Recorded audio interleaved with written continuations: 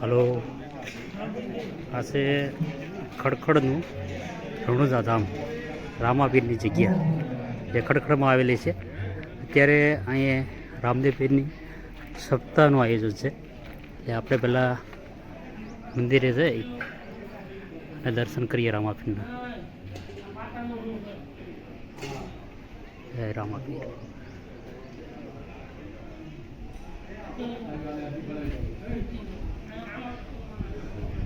મૂર્તિથી નજીકથી જઈને દર્શન કરીએ.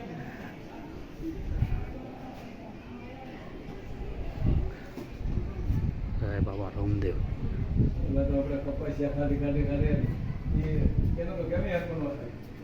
સરસ મૂર્તિના દર્શન થઈ રહ્યા છે રામાપીરના.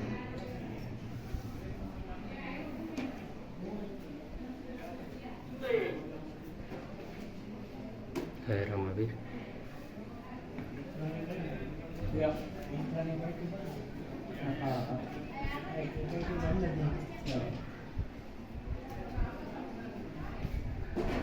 સપ્તાહનું આયોજન હોવાથી અહીંયા પબ્લિક દેખાય છે.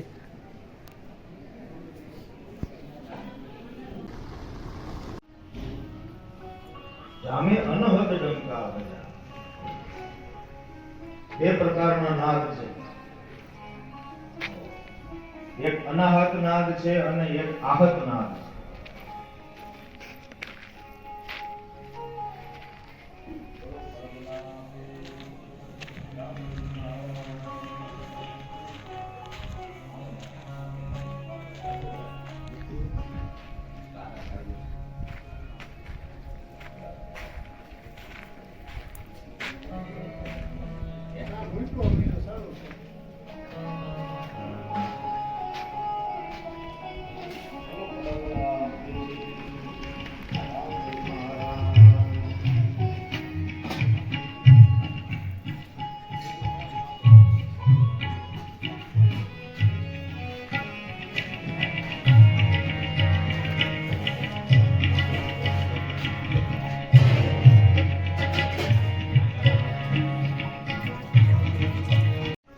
આવ્યો સીધો લીલભાઈ ના મેલે કુંભારા, પણ થોડા ઢીલા પડી ગયા.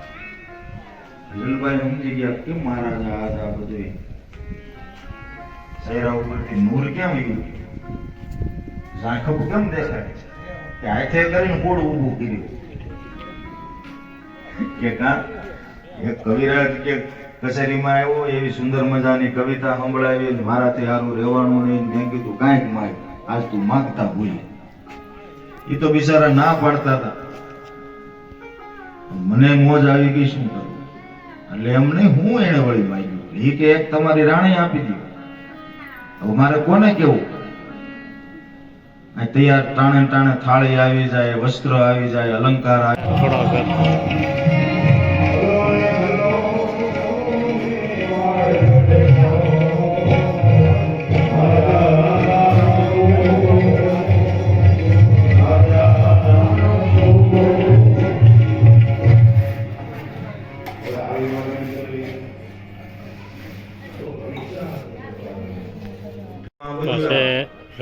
ત્યારે એવો સમય આવે ત્યારે આપણી પરીક્ષા થઈ જાય.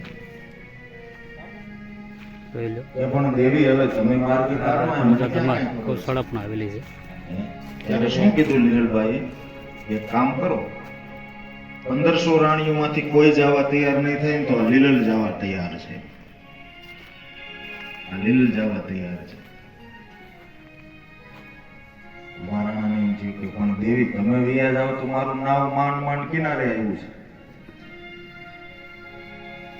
એ તમે ચિંતા કરો માં, આપણા અલગ ધણી રામદેવજી મહારાજ માથે ભરોસો રાખો, બધો માર્ગ સફળ થઈ જાય.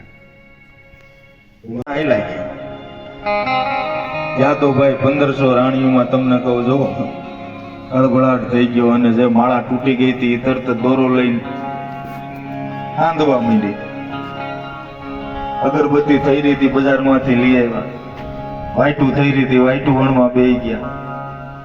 ભક્તિ તો ભાઈ પછી સમરા ગાર્ડન અને સીધા કુંભારાણા કચેરીમાં આવ્યા. પણ એના પગલા જોયા ને કવિરાજે, ત્યાં એને આનંદ થઈ ગયો. હિરલભાઈ આવી ગયા છે. આવીને શું કીધું? નાસત રે જાઉં તો